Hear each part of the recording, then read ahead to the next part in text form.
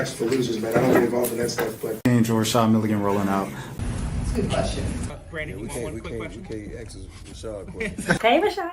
We need to start off tonight with something special in honor of the anniversary of something truly special in the history of hip-hop and the history of music.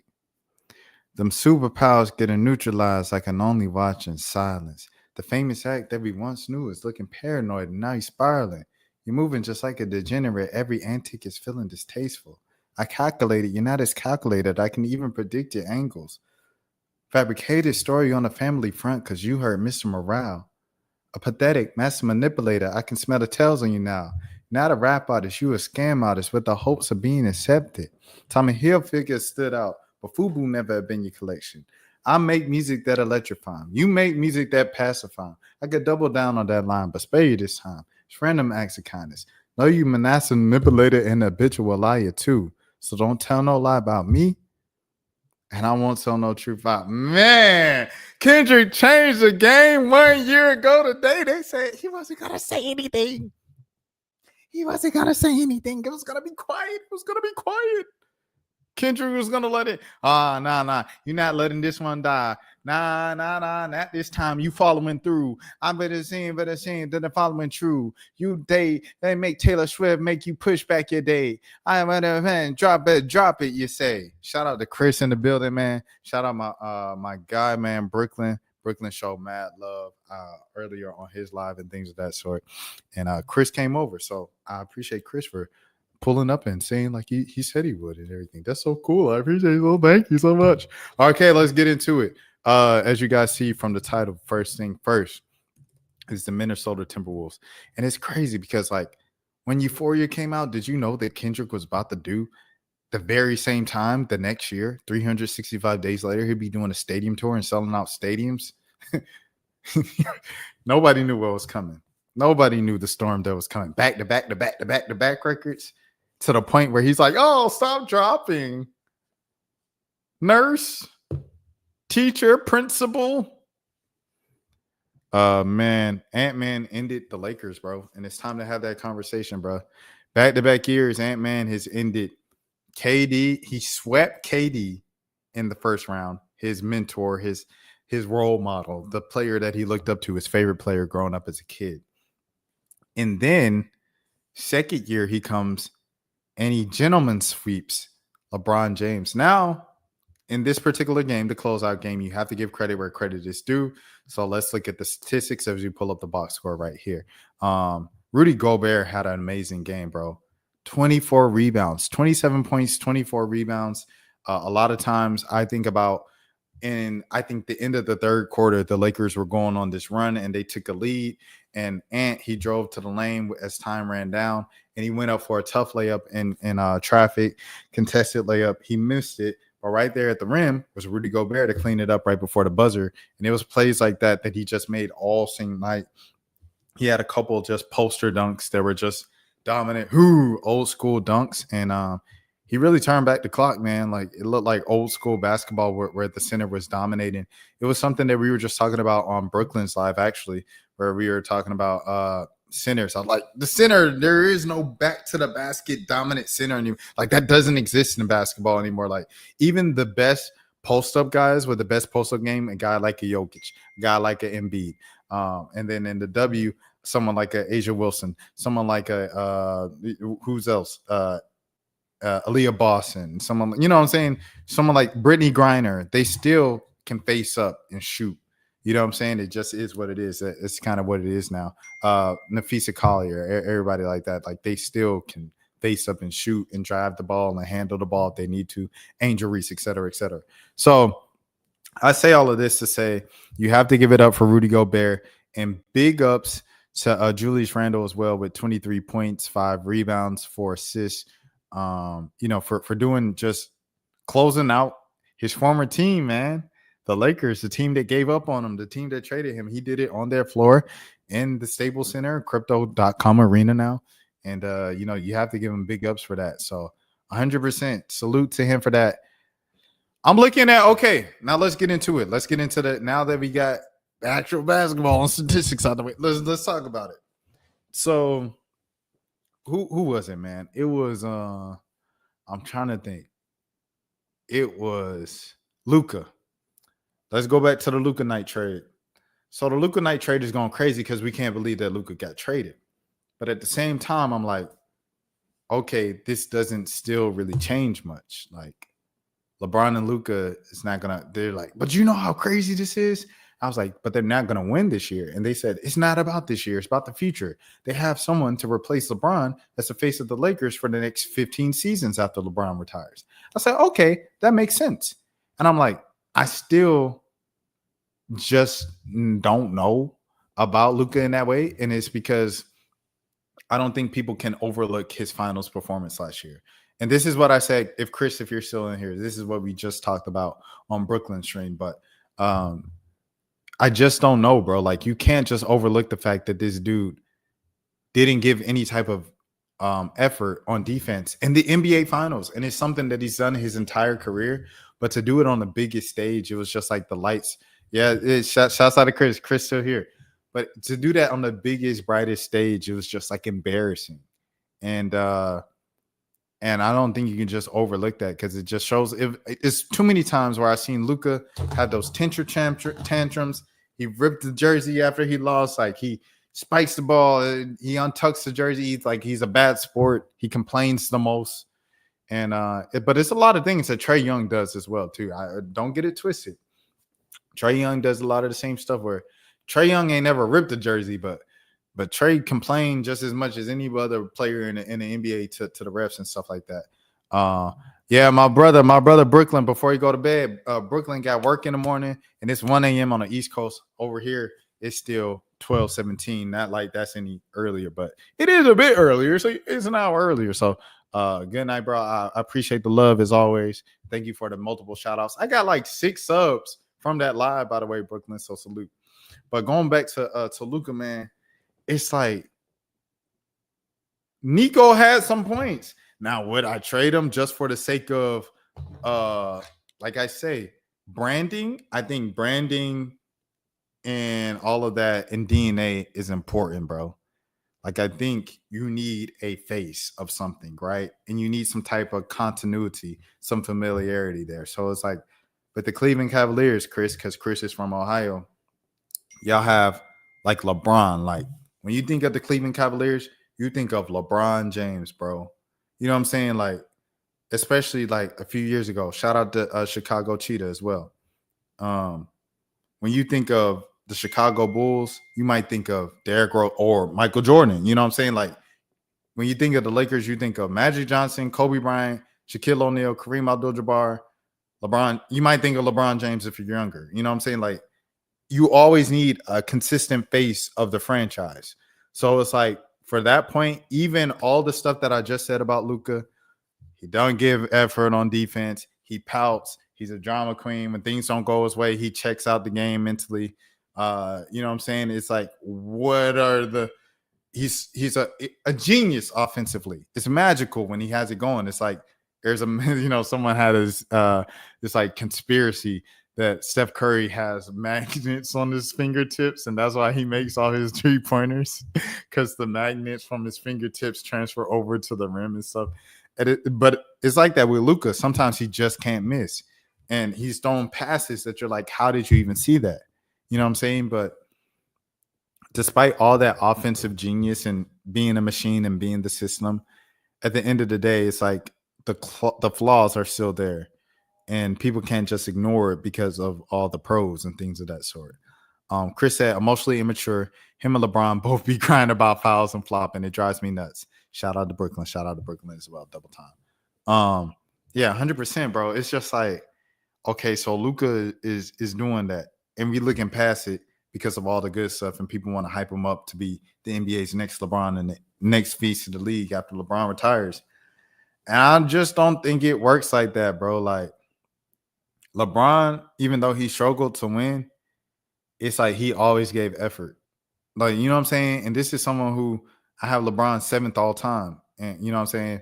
Most people, they act like I'm crazy when I have him on my top 5 all time, but you got to call it like you see it with competing. Bron, even though people talk about his heart and he don't have the dog or like, you know what I'm saying, the thing that Jordan and Kobe have. Of course, okay, whatever.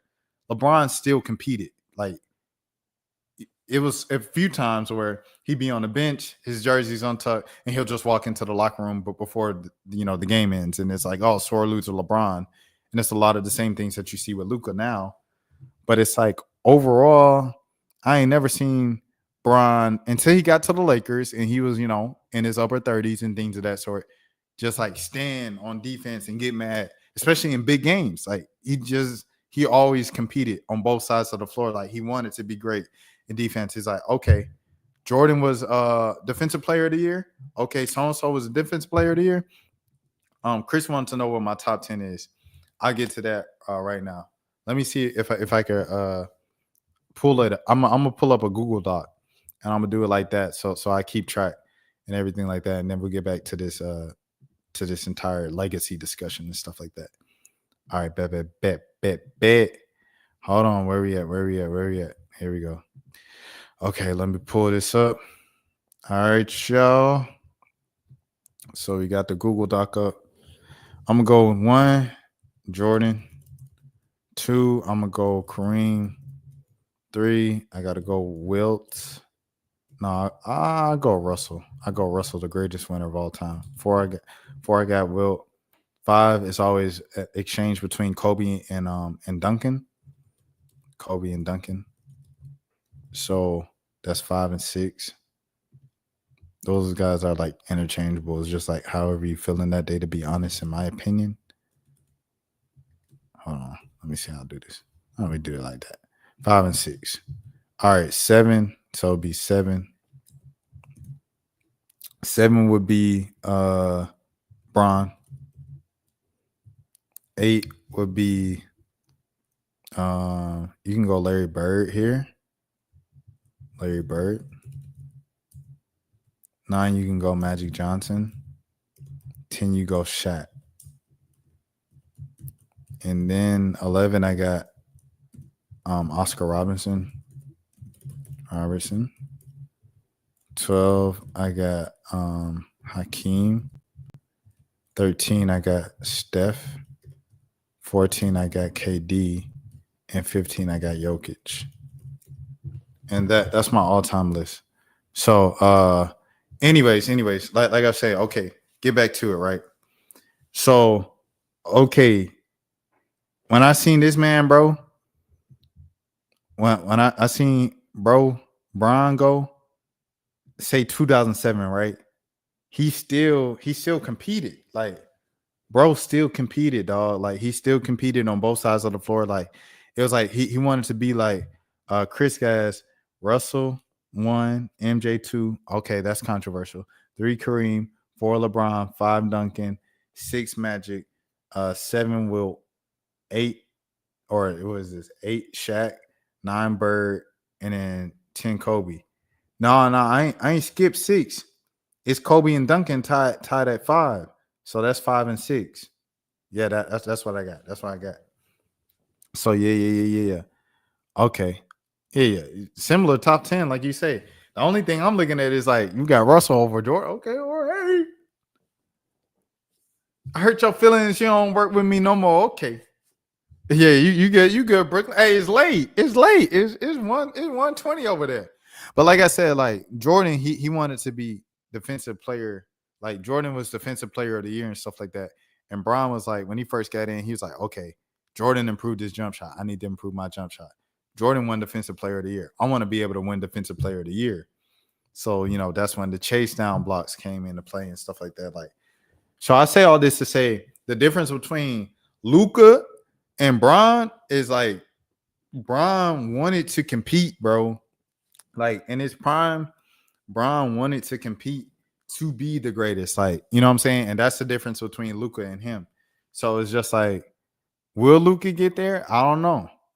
He's getting pretty old, you know what I'm saying, and things of that sort. Older.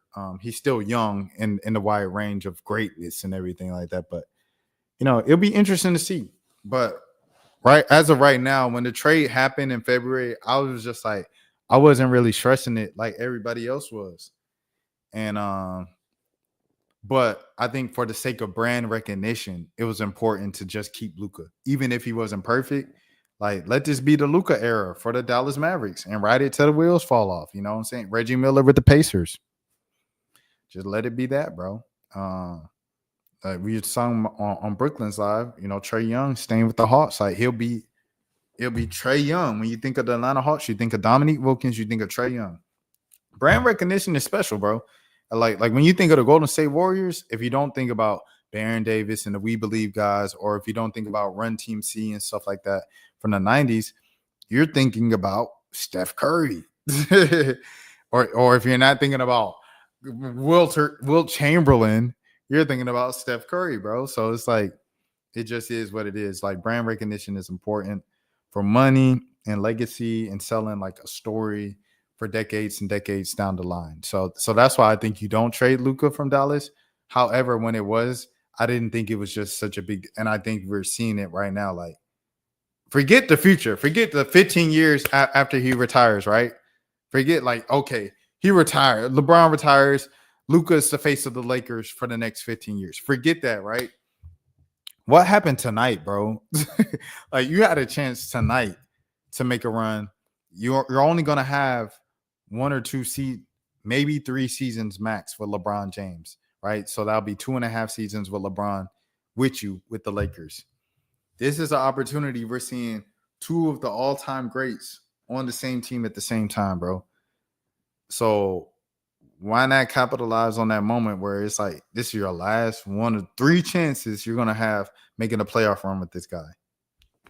Why not get it done now instead of, if you got the 15 years, nah, that ain't it, bro. That ain't it. Chris said Bob Pettit won an MVP for the Hawks, but most of these young bucks don't know his name. Shout out to Bob Pettit, man, for sure. But Bob Pettit, that was St. Louis too. You know what I'm saying? So it's like, I mean, you could think about Pettit when you think of the Hawks and things of that sort. Like Bob Pettit and the Hawks, like they ended they interrupted Celtics winning like 12 in a row. Instead of 12 in a row, they just won 11 of 12. And it's because of Bob Pettit. So salute to Bob Pettit 100%. And things of that sort. I think Bob Pettit from New Orleans too. Yeah, he might be from New Orleans, Louisiana. So salute to Bob Pettit. Shout out Pistol Pete. But it's like, you know what I'm saying? Like, it's people that like just identify eras, and like that's important with branding and business. So that's why you don't trade Luka.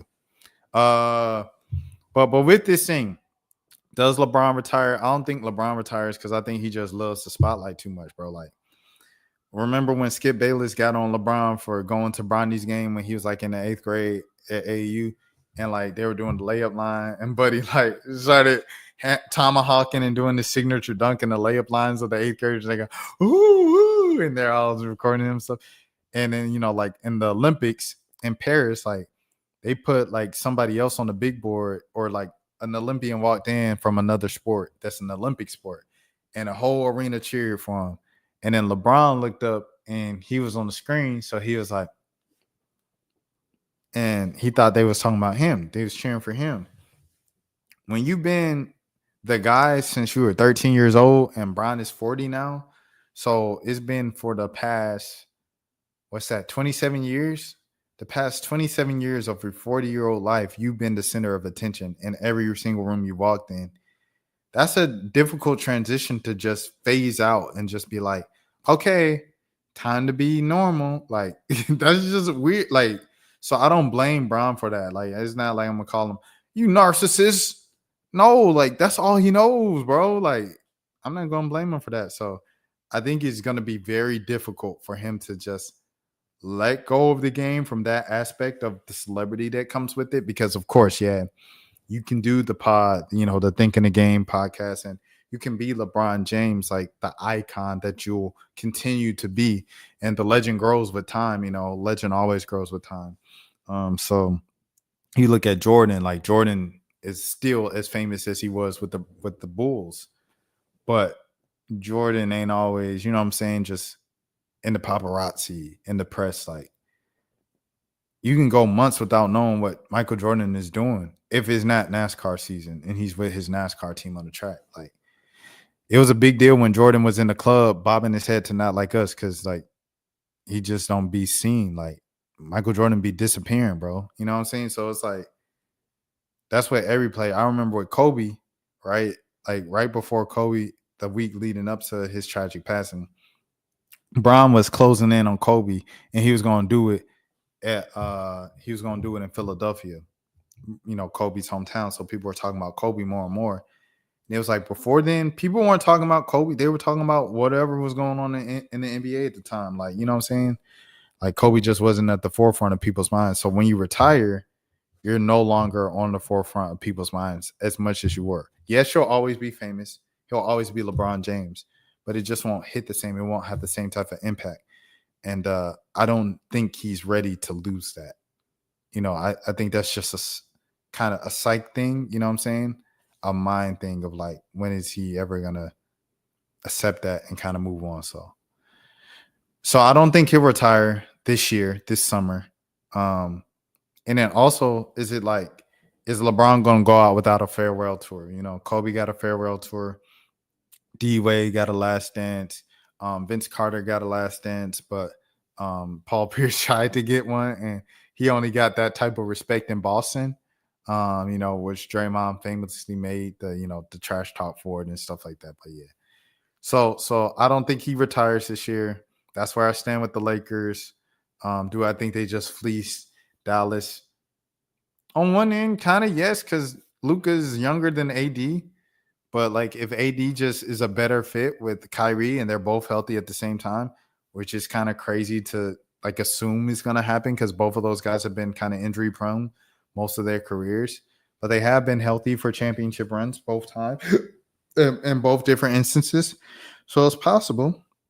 So if if the Dallas team is just a better fit for right now and they end up winning the championship, and then the Lakers just end up being a team that always run into the wall, you know what I'm saying? First round, second round, Western Conference Finals, then we'll see it because Ant-Man ain't going nowhere. Ant-Man is going nowhere, bro. So you're gonna have to deal with Ant-Man and you're gonna have to deal with OKC. Now OKC, what does OKC look like in 5 years? Because they got to pay all these boys. All these boys is 23 and younger, and they're like some of the best players in the league. But when you got to pay them, are they going to take a pay cut? Are they going to be all, are they going to do that then when it's time to take a pay cut to keep the team? No. So it's like, what does a dispersed version of the OKC Thunder look like in a couple years? I don't know. But they might still be there. So it's like, they still going to be there. Jokic is only 30. Jokic still going to be there in the West. Ant-Man still going to be. So, you know what I'm saying? So it's not like Luka's just going to be able to run the Western Conference and this is my conference now. No, buddy. All right. Brooklyn asked a question. So next topic. He said, I have a dream question. What's your thoughts on BG, Breonna Jones, Tahina Pow Pow added to the core of the dream? What seed do you think they'll get to the playoffs? Do you think they can contend to? I think the dream, I spoke about this. I did a way too early thing. A way too early thing a couple weeks ago on a live on my phone and stuff like that. And I think the dream, I gotta count them out. So hold on. Let me just look at like a list of the WNBA teams because I have my laptop now. I was doing it off top when I was on my phone because we didn't have no internet that night. Where we at? Teams, WNBA teams. Okay, bet. Let me share the screen. All right. 99 overall. All right. Cool. Okay. So I got my number one seed. I got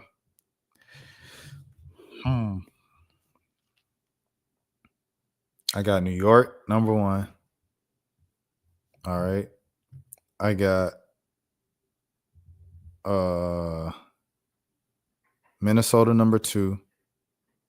I got Vegas, number three. I got the Fever, number four. I got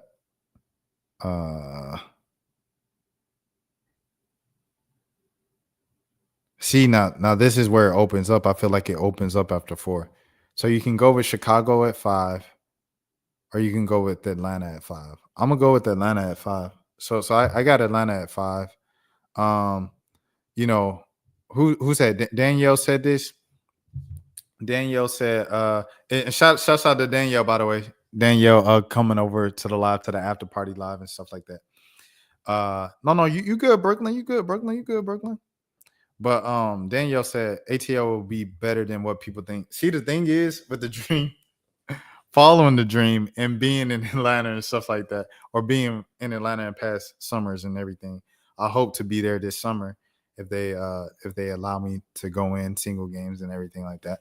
The thing about it, bro, is like I've seen the Dream have amazing teams on paper going into seasons and being like, yo, the Dream or the sleeper like, and you know what I'm saying? I get in my hours and then the Dream go be underwhelming, and it's just like, oh, buddy, here we go again. So I keep my expectations pretty low for the Dream teams just for that sake, because it kind of just happens like every year, bro. So, but I think like with BG, you can't overlook that and stuff like that. You have to give credit to that. Indiana's a team though that's gonna make that huge leap from the bottom of the playoffs to the top half of the playoffs. They're really, really good, bro. To add DeWanna Bonner and you know what I'm saying, they got some other good vets and stuff like that that came into the fold this season.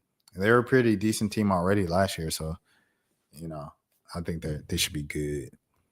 Ryan and Leash are good players, but not amazing shooters from 3. That's why they got Pow Pow. That's exactly why they got Pow Pow. Pow Pow's a 3-point shooter. I think it's obvious she makes the team, like the way that the Dream kind of marketed her too. That's why they drafted Pow Pow, man, to get more shooting. Because it's like Carl Semesco is a running gun, you know what I'm saying? 7 seconds or less. Phoenix Suns, 7 seconds or less. Mike D'Antoni type of dude. Run the ball up the floor, shoot as many threes as possible and stuff like that. Analytics, it just makes more sense. So I think Pow Pow fits that vision. And it'll be interesting to see, you know, Haley Jones is the one player I'm like, this is her make or break season. Because even if the Dream decide to move on from her, I've just seen other players in the W get lost in the league once they, you know what I'm saying, get traded or leave their or get booted out of the team that drafted them. They can kind of get lost in the sauce in the sea of the WNBA and become journeywomen and stuff like that. So I really hope that you know, Haley's been working on her jump shot so she can really stick in Atlanta. I had high hopes for her coming in to the year and stuff like that, to her career, and I still feel that way. I've been following her since Stanford and stuff like that, so I've been high on her since then. I hope Joe Lloyd doesn't try to steal Asia shots, or she'll be checked if they want to win. Man, it's gonna be something. Hey, I looked at this, bro. I think this is a good time to pull this up, man. Hold on, let's see, bro. This was something that I just noticed. Just something that I noticed. Something that I noticed that I heard. Where are you at? Where are you at? Well, we'll go with this one. I'll just go with Yahoo Sports Graphic. The most talented roster I've been a part of in my 13 years.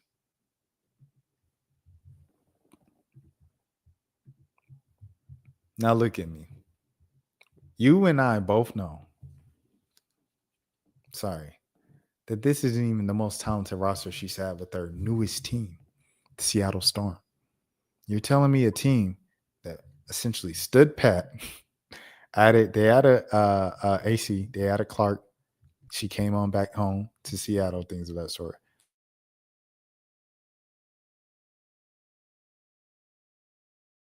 Score and added Dominique the Ricky, who should be pretty good. She seems pretty talented. She can dunk the ball. She can do the drop step and spin move. It looks pretty good. They call her the female Wemby. I don't think she's female Wendy. I think they're just both from France and they're tall. So you're telling me that group is better than the same group with the 20-point score? Don't pee on my leg and tell me this right now. I can read between the lines, Skylar Diggins. By the way, Scott, if you need, you know what I'm saying, I babysit the most talented roster I've been a part of in my past 13 years. Yeah, she's been doing this since like Phoenix.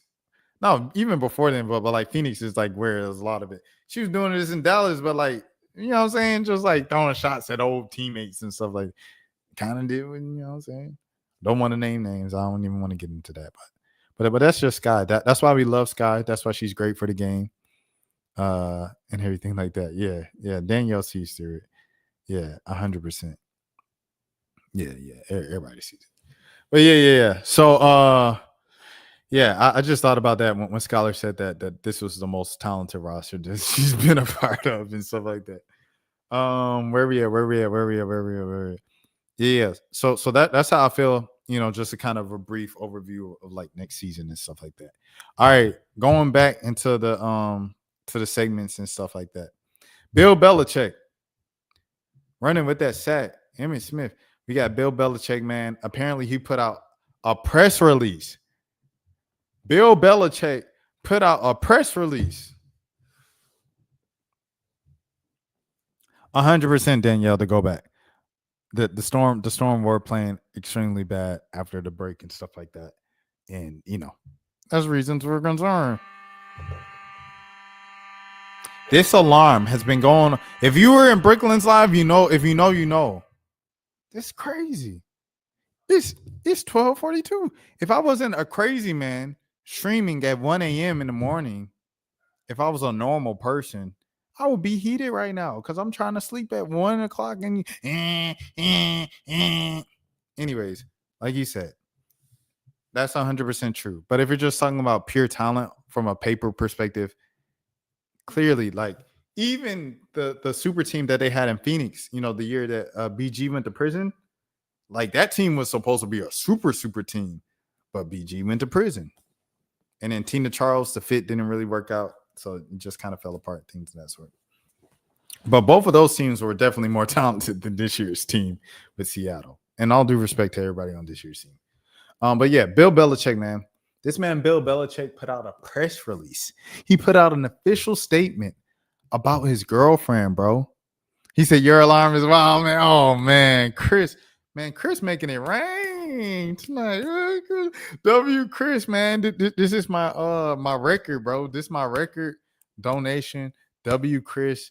I know we were talking about it on Brooklyn stream where Brooklyn said that was his second highest donation. Man, what the heck, bro? Goodness gracious, dog. I appreciate you so much, Chris, for following me from Brooklyn's live and stuff like that to come over here and then to show love, bro. I appreciate it, bro. 100%. Shout out Chris. Shout out Danielle, too. You came over, too. You know what I'm saying? You ain't doing those, you know what I'm saying? W. Chris. Brooklyn gets it. Brooklyn, go to sleep, bro.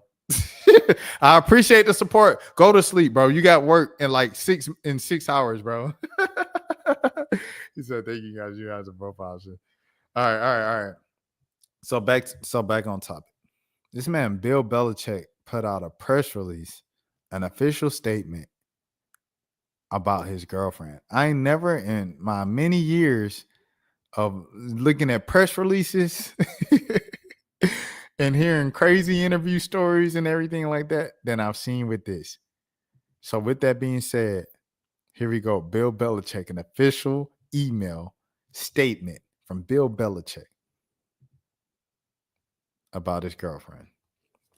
I agreed to speak with CBS Sunday Morning to promote my new book, The Art of Winning: Lessons of Life from My Life in Football. Prior to this interview, I clearly communicated with my publicist at Simon & Schuster that any promotional interviews I participated in would agree to focus solely on the contents of the book.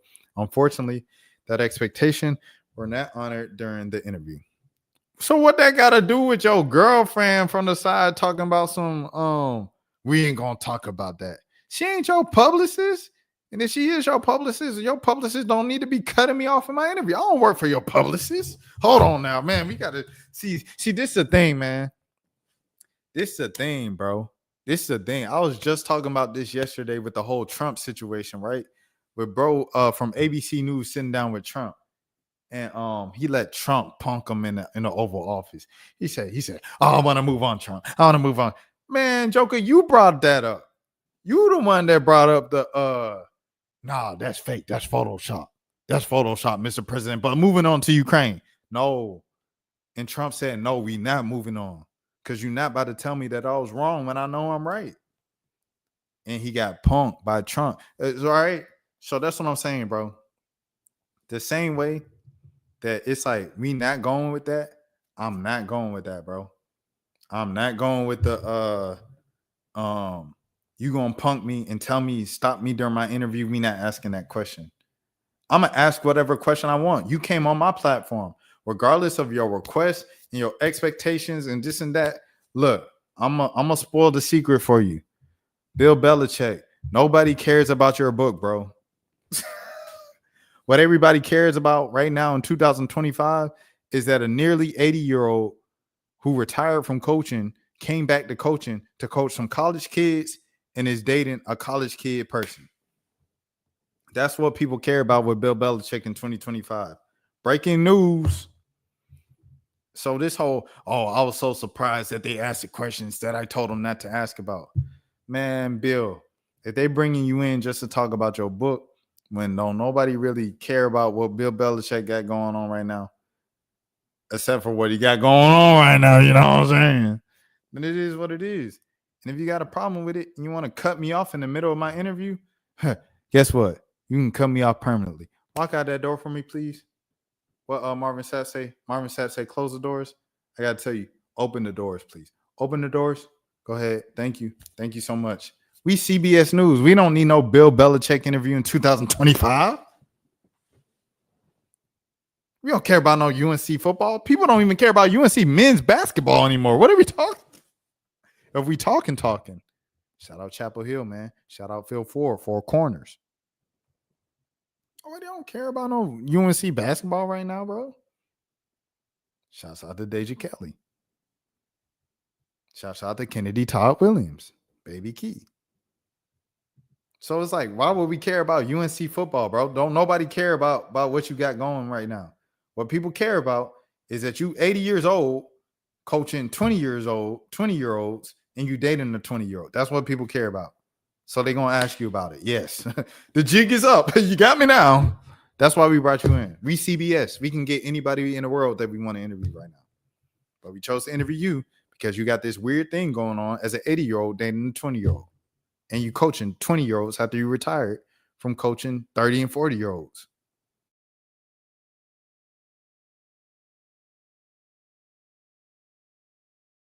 Related topics were introduced. For some reason, I was surprised. How dare they talk about me as an 80-year-old dating a 20-year-old? Never in my wildest dreams would I thought that they would bring this up. I was surprised when unrelated topics, and I repeatedly expressed to the reporter, Tony, and the producers that I preferred to keep the conversation centered on the book. Can we talk about the time that I won a Super Bowl in 2022 and 2002? Nobody cares, Bill. It's 2025, bro. We do not care. We do not care. We don't care about the Flake Gate. We don't care about Bounty Gate. No, that's the Saints. We don't care about what they had, Pizzagate, all that stuff. We don't care about the champion and 28-3, the most historic choke in all the history of sports. We don't care about those champions. Yeah, you got really lucky with a 5th-round pick that just happened to be the greatest quarterback of all time. Congratulations. Whoop-de-doo. And then your starting quarterback got hurt in the middle of his rookie season. Whoop-de-doo. We don't care about those championships, Bill. Outside of the diehard Patriots fans, what people care about is that you're 80 years old dating a 20-year-old. All right, anyways, let's go back to it. After this occurred several times, Jordan, with whom I share both a personal and professional relationship, so she is the publicist. Oh, brother. His girlfriend is the publicist. Bill, she gonna take all your money, brother. I don't know what the details of the relationship look like. I don't know if y'all signed some paperwork. But why is she your publicist and your girlfriend, Bill? And she 50 years your senior? Why, Bill Belichick? Why you give your girlfriend a job? I mean, and salute to employing the family. I'm all for like family business. This girl's 24 years old, bro. And she doing business with you. Breaking news to anybody out there, any young man or woman watching this right now. Or older, because this is geared toward the older people. If you dating a younger person and they want to get into business with you, and the part of the kind of the pool of being an older person and everything, they say, oh, stability, protection. They mean money. All right. So they with you for the money and they want to get in business with you. What that mean? They want your money.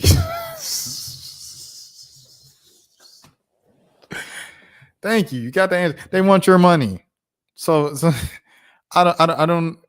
I guess whatever makes you happy, but whatever floats your boat, Bill Belichick. But like you being taken advantage of, bro. Like, and he might like being taken advantage of. That might be his, the thing that makes him smile. But like for me, I'm just like, bro, you're the greatest coach of all time in the NFL history, bro. Like, you don't need this.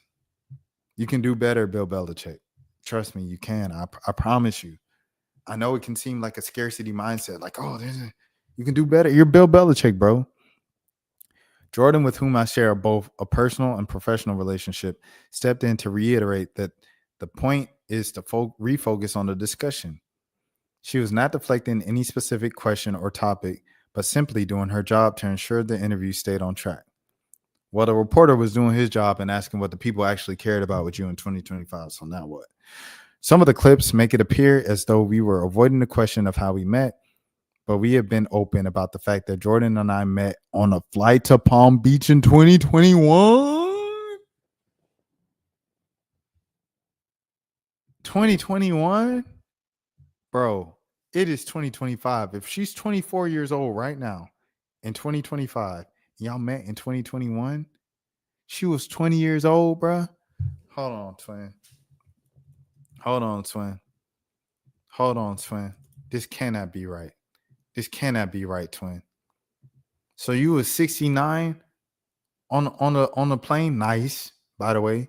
You was a nice age talking to a 20-year-old on the plane. And you was like, oh yeah, this my girl. You talking about my wife? You talking about you talking about my wife? Bill, what are we doing, buddy? Isn't she a cheerleader? She was a cheerleader at UNC? Hold on. Let me catch up. He ain't signed no papers. He gave her a job. What are we doing? All right. I think Bill and Shannon paid. They just got caught in a relationship without the NDA. Old men with money just being dumb and doing too much. You called it. On the nose, Chris. But they met in 2021, brother. What is you doing? The final 8-minute segment does not reflect the productive 35-minute conversation we had, which covered a wide range of topics related to my career. Instead, it presents selectively edited clips and stills from a few minutes of the interview to suggest a false narrative that Jordan was attempting to control the conversation, which simply was not true. I'm gonna defend my girl. I'm gonna stand up for my girl. She ain't cut in. Who cut in the interview? Not my girlfriend. I love my girlfriend. She with me. She gonna hold me down regardless. Ain't that right, baby? You get the checks.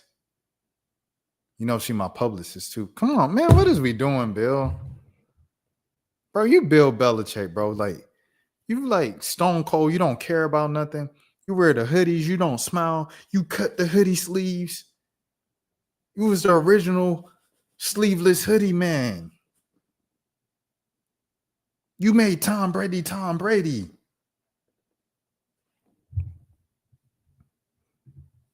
Never meet your heroes, kids. All right, next scene. We got a little more somber, but we have to say a rest in peace, man. A rest in peace 100% for sure to Saniya Rivers' mother. Excuse me, man. Rest in peace to Saniya Rivers' mother. This one was crazy for me. I ain't gonna lie to you. I have no words how I feel right now. I love you so much, Mom. May you rest in peace. The draft was like 2-3 weeks ago. You know what I'm saying? And her mom looks completely healthy, sitting up. And I know when it, you know what I'm saying, when those things happen, bro, when those things come about, kind of like out of nowhere to somebody that you're so close with, someone that you love so dearly, it's tough. It's tough for sure. So my heart is with Saniya Rivers right before the start of the season. You know what I'm saying? Right before she starts a new journey in the WNBA with the Connecticut Sun. Um, Lord, be with her on the road. I know, like, it. Her loss happened in training camp. You know, her first training camp ahead of her first WNBA season. So she'll mourn, of course, and she'll cry. You know, all the things, mourning the loss of her mom. But at the same time, it's like the season kicking up. So it's like she'll be so busy. I don't know if it'll fully set in until the season ends. And for that, like, I just pray for Saniya Rivers, like her mental stability and her just emotions, bro. Like, protect our heart, guard our heart, Lord. You know what I'm saying? Like, because it's going to get real. You know what I'm saying? It's going to be real during the season at random times where you're in a hotel on the road before a road game and stuff like that. And it hits you like, you know, when you in a road game, when you at road games and you're on the road and you're in a hotel, what you usually do? I'll tell y'all what I do. I'll call my mama. I let my mom, hey mom, just got to LA. I just got to Dallas. I just got to wherever I'm at, right? I just got to the hotel. I'm safe. Love you. What y'all doing? What y'all eating today? Okay, all right. Yeah, no, I'll fly back home. I'll be back home on Sunday. That's just simple things like that, bro. It's like it's no longer, you know what I'm saying? And so for that, man, I definitely pray for Saniya Rivers, bro. And I'm sorry for her loss. Sorry for her loss, brother. Chris said, I'm a mama's boy, and no one will love you like your mom. 100%, man. 100%. Chris said it right here. He said her mom doesn't look that old either. I hope it didn't hit her by surprise. Chris, it had to. It had to hit her by surprise, bro. Shouts out to Danielle with the prayer hand emojis as well. It had to hit her by surprise because, like, she's sitting up. Like, the draft was 2 weeks ago. Hold on, let me see. 2025 WNBA draft date. The draft was April 14th. Wow, crazy who the pitcher is here. April 14th. At the time I'm recording this, it's April 30th. 16 days later, bro. 16 days later. This doesn't look like a woman who's in her terminal, you know, say she was sick. She doesn't look like she was in her terminal stages where she was so frail and fragile, and she looks like just a normal mom, bro. And so for that to take a turn like that in the span of 16 days is because it always, you know, it's tough to lose a loved one, to lose someone like a mom or, you know what I'm saying, someone you're really close to. But, like, it's even tougher when it's like you don't have no time to prepare. Like, if your mom was sick in and out of the hospital or whatever, say, for the past decade, right? And, you know, you had to start pushing her around because she could barely walk on her own power and things of that sort. It's like when her time comes and stuff like that, you might be a little more prepared. You know what I mean? Like, you still gonna be hurt because the finality of you know what I'm saying, the transitioning. But at the same time, you're gonna be a little prepared. When it's out of the blue, when it's like 2 weeks that everything happens, boy, you a wreck. I tell y'all this, man. And I'll end this part with this. My birthday was in January, right? So I went back home to Atlanta for my birthday, and yeah, I hope Connecticut for sure lets her take the time. Let her know you got a roster spot if you need to step away for the services and everything like that, and then come back. It ain't no rush. We took you high enough because we believed in you and your talents to make the team and stuff like that. It was my birthday in January, so I went back home to Atlanta and to handle some, you know, license plate stuff, you know, tags and everything like that in Georgia. So I did that, and we invited the whole family over on Sunday. It was the day of the championship. It was championship Sunday in the NFL. So the Eagles were playing. I forgot who they played. Y'all remember? It was just whatever. It was a stroke. Dang, the right stroke can take you out. That's why we all have to be careful about what we eat, because that's how we lost our Gotti as well. Yeah, long live our Irv Gotti. I know he got some I'm saying controversy in his past, but I don't want him to die. You know what I'm saying? So it's like Irv, and the one time I met him, he was funny and stuff like that. Salute to Irv Gotti. But y'all got to check out, you know what I'm saying, your blood work, get your checkups, everything like that. Your health is your wealth, 100%. Because without your health, you don't have anything else. And God bless our family. Salute once again to Brooklyn. So in January, I had a thing, and I had my entire family come over, and my uncle wasn't there. And I was like, you know, why ain't my uncle here? And they said, you know, he just said he wasn't feeling well, but he usually shows up to everything. So I'm like, okay. So next day I fly back home, or I fly back to you know, where I live and stuff like that. So I'm here. Jeez Louise. Wednesday happens, right? Wednesday happens. I get a call from my mom, and she like, yo, he what happened on Wednesday? She said she said he went to the hospital last night. He died, and they resuscitated him. I said, what? She said, yeah, he on a tube right now. I said, bro, what? So like in the span of that time, that Wednesday, when I went back home and he was just moving regular and stuff like that, and 3 weeks later he died. We found out that he had stage 4, you know what I'm saying, cancer and everything like that. And he died in them 3 weeks. And it was just like the most random thing. Like I didn't have no time to prepare for it, everything like that. You know, like he was like walking normally, talking normally and stuff like that. He just in 3 weeks.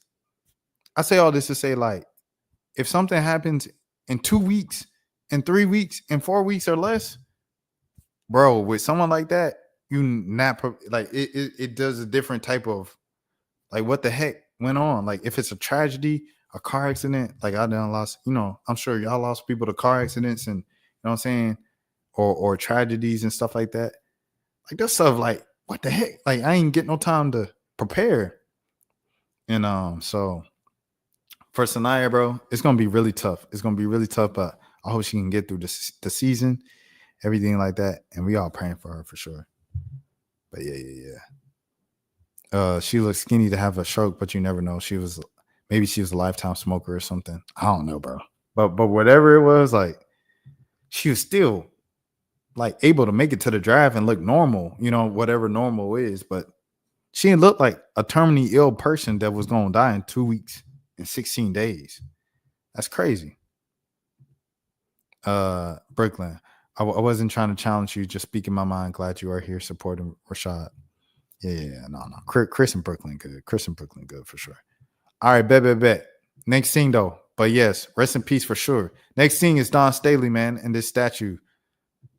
Man, so you know, anytime it's a statue, it's a whole thing. All right, where we at? W Don Staley in the chat.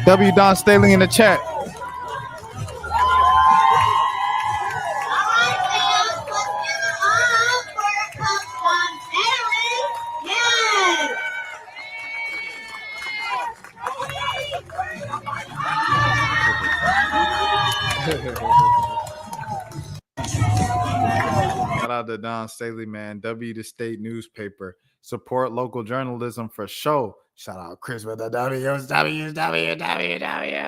Yes, sir. But support local journalism for sure. Everything like that. State newspaper does a great job of covering South Carolina and everything that they got going on in South Carolina. So the thing is with Asia Wilson, right? Asia Wilson was what happened with Asia Wilson? When she got her statue at South Carolina, they asked Don Staley why, and she said she looked it up, and women only account for about 8%, approximately 8% of the statues in the world that exist in the world. Every statue in the world, most of them, majority, 92, 91, 90% are all men. So it's like she wanted to be able for us to see women in a different light, and that's why she did that for Asia Wilson, and also what Asia Wilson just stood for as a, you know what I'm saying, as a, you know, the figure that really turned it around and kind of birthed the program and a whole thing for South Carolina basketball, things of that sort. So yeah, I want to go. I want to go to this part though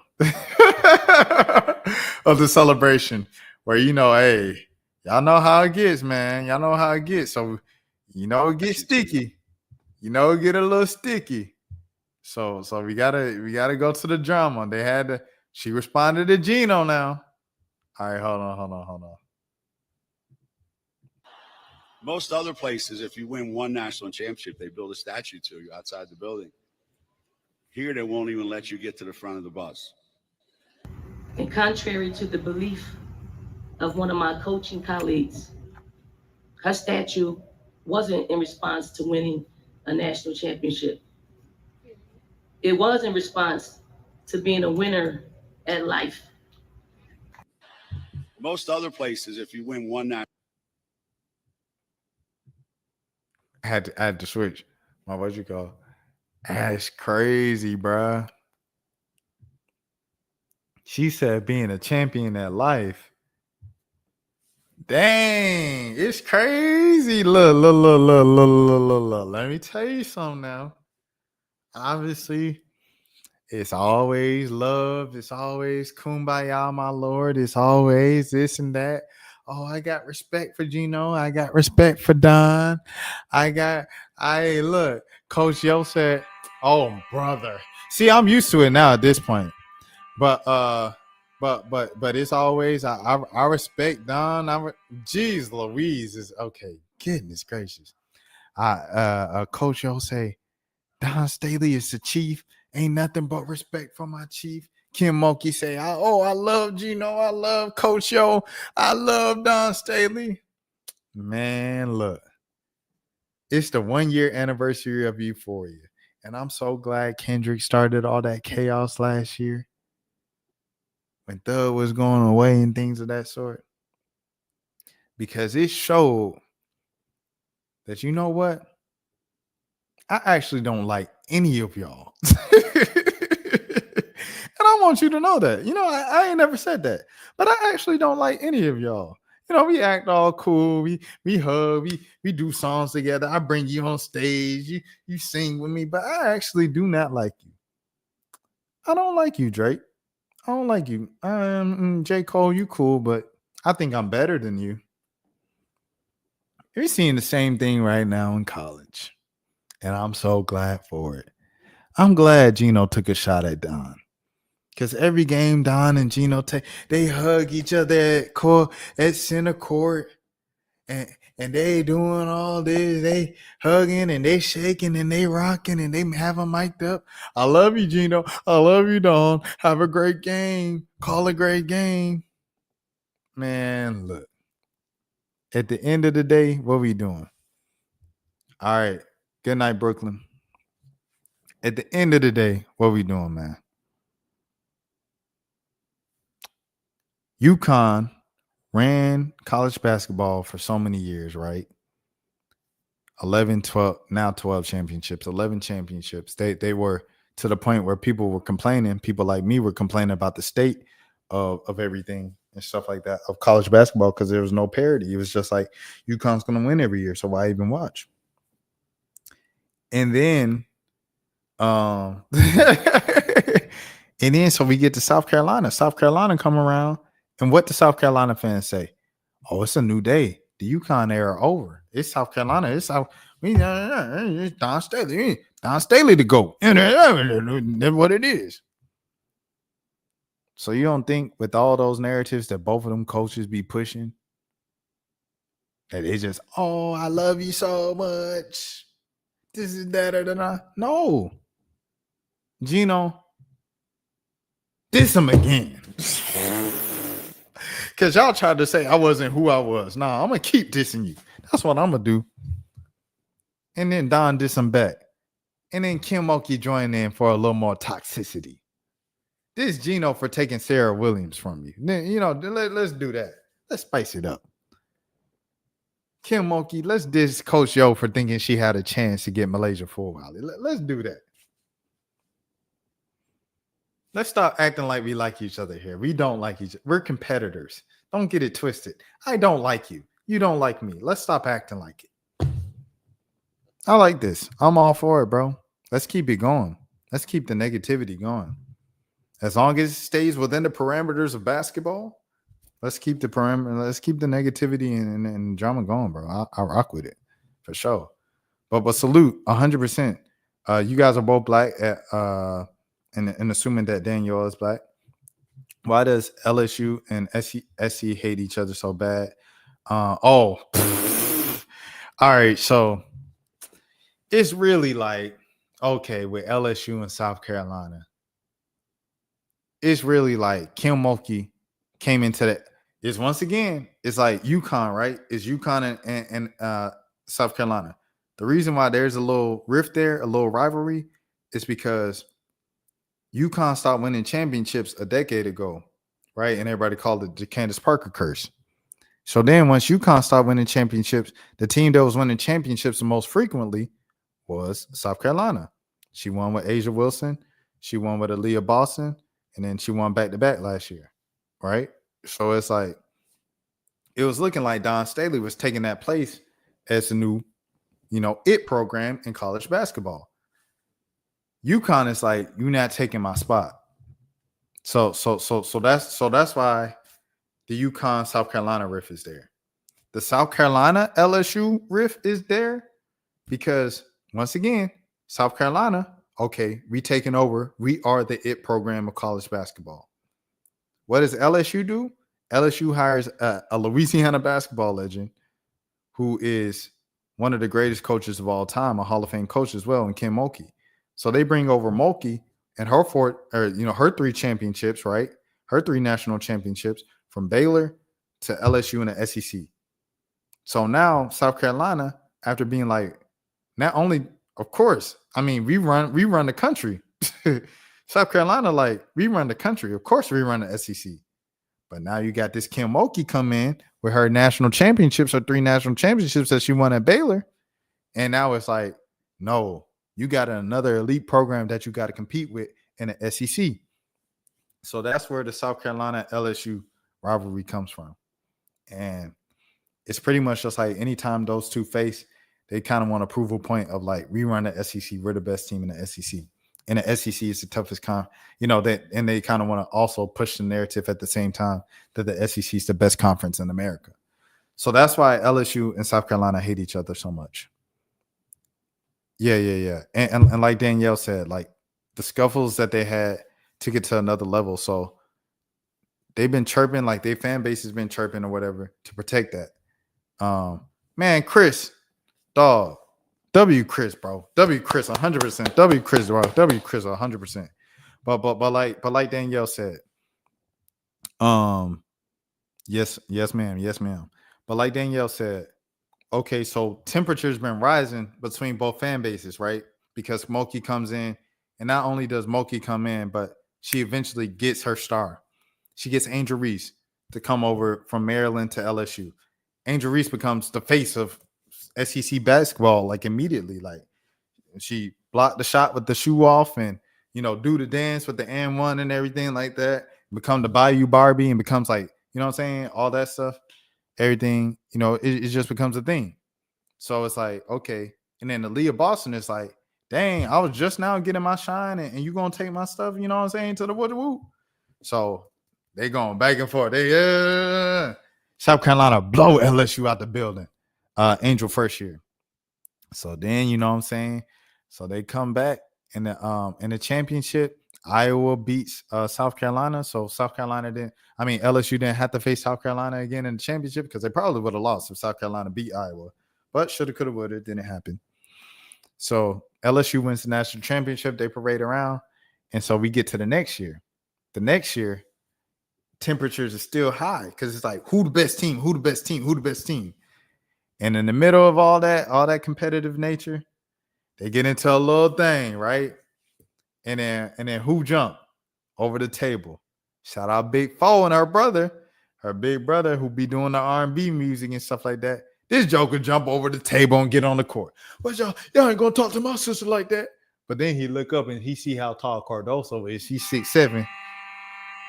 She's 6'7". This joker probably 6 foot, 5'11". So he ain't do nothing after that. But that definitely took their rivalry up to another level. Danielle said, so they beefing about Shine. 100%. They beefing about Shine in the SEC and who run it in the SEC, who run the SEC pretty much. And then also you got to think with the Malaysia thing. Malaysia is the same class as Michaela. So Michaela Williams over at LSU. So like both of them were like fantastic freshmen, and a lot of people were comparing them of like Malaysia is the best freshman in the SEC, and people were like, no, Michaela Williams. So that in itself was a rivalry. So Malaysia being one of the main people of this rivalry between LSU and South Carolina, going to the rival is crazy. It's crazy, bro. I ain't gonna lie to you. But hey, it is what it is. And you say Michaela or Lay? Yeah. It was a thing. Oh, if you ask me who I think is better, I think Michaela Williams, you have to respect her college career, bro. Like Lay, I think Lay might be more talented naturally, but like natural talent can only take you so far. You got to look at the results on the court. And Michaela Williams has been consistent. You know, it's some days, some games where Michaela Williams, where is Michaela Williams? Why did she disappear again? But I think overall, she's just been a little more consistent than Malaysia Full Valley has been so far in college. So you got to give it to Michaela, because if you're talking about, one of y'all got to come off the bench, if they say that, right? Which I don't think they'll say. They'll probably just put Michaela at the 3. But say if they said, one of y'all got to come off the bench, it's going to be Lay coming off the bench. You know what I mean? Yeah, exactly. Michaela has a better IQ. She's very like kind of patient with her shot. She's got a very slow pace to her game and takes her time and is scoring lethal and everything like that. But the main argument is who has more motion. 100%. Like Dolores had a thing on Twitter where it went viral where he was like, LSU don't have the same type of motion that they used to have. And people was like, what are you talking about? Like Flage's on every commercial right now. And he's like, people just ain't talking about him. And I'm like, but like people have never talked, you know what I'm saying? Like the thing about South Carolina is Don is kind of set up to where it's like no stars. It's like to be a star in South Carolina, you really got to like go above and beyond. Like Asia Wilson had to go above and beyond. Aaliyah Boston had to go above and beyond to become stars in South Carolina, because it was like she prioritizes and promotes team ball so much. You know what I'm saying? So that's just what it is and everything like that. So that's the case there. Chris said he agrees with Danielle talking about Michaela has better IQ, higher IQ. He said, I agree with that. But I think Lay has more ball skills. Time will tell who's better, IQ versus skill. I agree with that, Chris. You just talk about natural talent. I think my Malaysia Full Valley just does things with basketball that like few people can do in the world. You know what I'm saying? But what does that mean when you kind of get out of control? You know, it's the difference between Kyrie Irving and say, I don't know, like J.R. Smith, when J.R. Smith was doing crazy things. So yeah. Danielle said, I can say Lay has more handles. 100%. But Michaela is like, she's more efficient scorer. I think that's the word for it. More efficient scorer. All right. Next thing, speaking of Serah Williams, let's speak about Serah Williams, man. So the Beast is going to the Big East. The Beast is going to the Big East, man. What a monster right here, dog. 19 points, 9 rebounds, 2 assists. I think she averaging like 3 blocks, 2 blocks a game. And she going to UConn, bro. It's going crazy. Danielle asked, who do you have playing the one for LSU? Yeah. I go with what Chris is saying. I think Lay, because Poa is going now and stuff like that. I don't think they're gonna start Jada Richard. I don't think they're gonna start Jada Richard, and then she won't put Foe at the one. As ironic as that sounds and stuff like that. Who you wish LSU would have got? Oh, Sarah Williams. Oh yeah. That would have been it for LSU, bro. To put them in that national contention. I think LSU, as of right now, they still on the outside looking in. Like, I mean, I think they're a Sweet 16, Elite 8 team. You know what I'm saying? That's just what I think they are now because they missed out on Sarah Williams. Shout out to Kate Koval. Shout out to Amaya Joyner. But, I think that kind of puts them at where they were last year, with Lay added to the mix and things of that sort. This would have been the one to take them over the top and make them a Final Four team, a national championship contender next year. But being at UConn is just like the rich getting richer. And I think UConn, like CD and Gino and them, I think they just do a really good job of developing, their players and their talent. Chris, he pointed out the 4 top 100 players that they have, the tour for top 100 hoop girls that they have. They have Grace Knox, I believe she's number 7, and they have Zakiya. Is that how you say her name? Zakiya Johnson, who's like number 12, and then they have another player who's a 5-star, and then they have a 4-star, and they're all like within the top 35 players in the country. And the last time, well, no, not the last time, because you had the entire situation with Del Rosario, who's now at Vanderbilt, but you had the kid, but you had Flage. Like, that was one of the last times that they had, like, one of those kids coming out of high school, and you see how that worked. And, of course, Michaela as well. So it's just like, it'd be something. I mean, Danielle said it's the floor, Elite 8. It's the floor. I don't know, man. I don't know. To be honest, I just don't know. I think Juju being hurt, Juju being out for the season opens up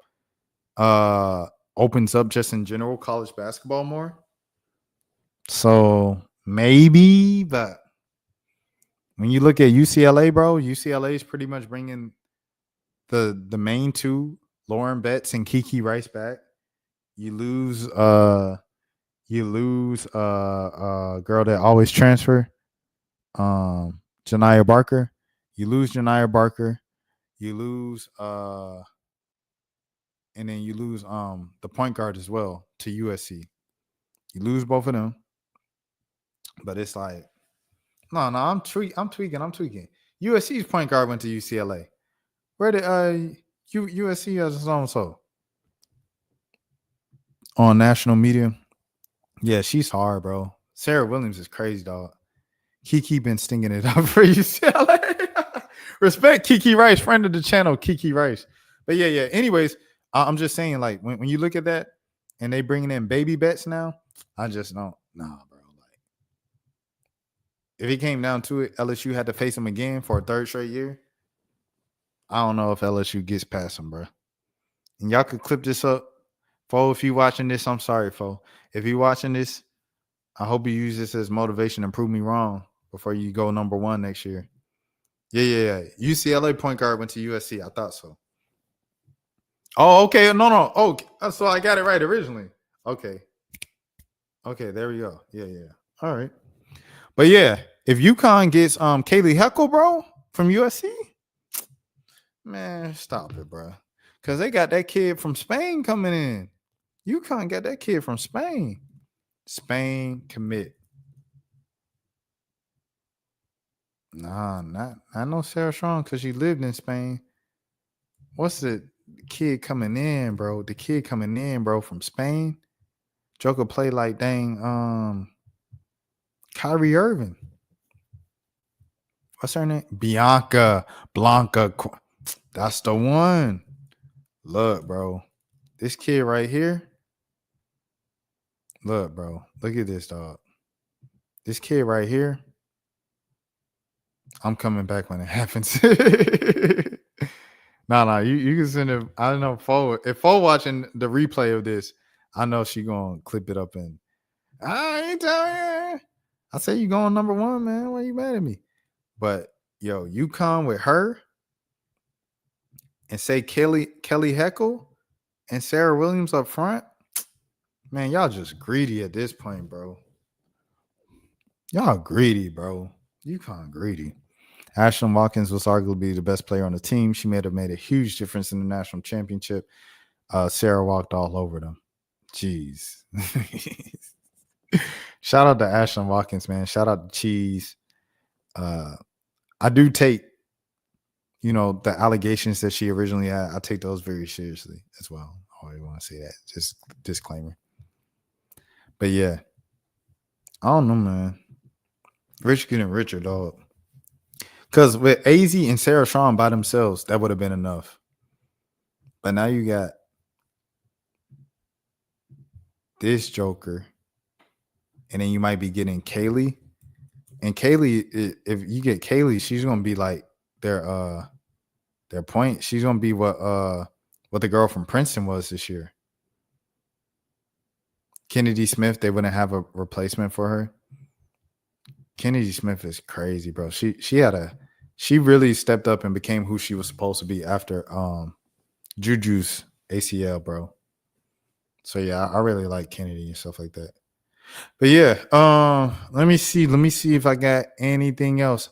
I got one more thing, a quick thing before I get out of here because I'm getting sleepy, and I gotta clip these up before morning and work and stuff like that. I appreciate y'all for rocking with me, moving on over from Brooklyn's live for the after party with me and staying the whole time. I appreciate y'all for sure, Danielle and Chris and Chicago. Chicago stopped in for a little bit too. All right, but yeah. I wanted to watch this thing. All right, with this John Halliburton thing. He explained himself on Team J4. Was this with Ashley? So shout out to Ashley for getting the interview.